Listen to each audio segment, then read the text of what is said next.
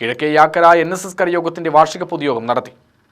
Kadangode true line സ്കൂളിൽ നടന്ന പൊതുയോഗം taluk union secretary N Krishnakumar ഉദ്ഘാടനം ചെയ്തു.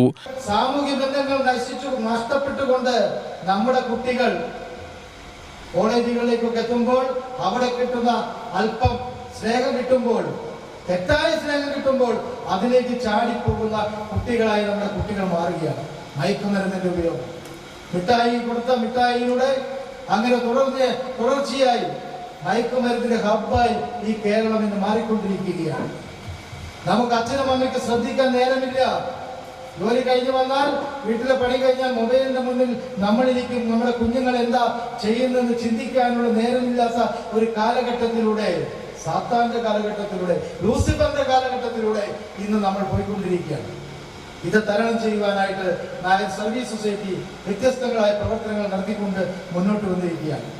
ഈ വരുന്ന ശനിയും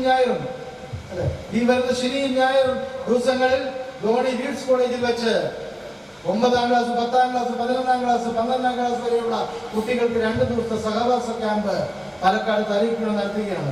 ധോണി വീഡ്സ് കോളേജിൽ വെച്ച്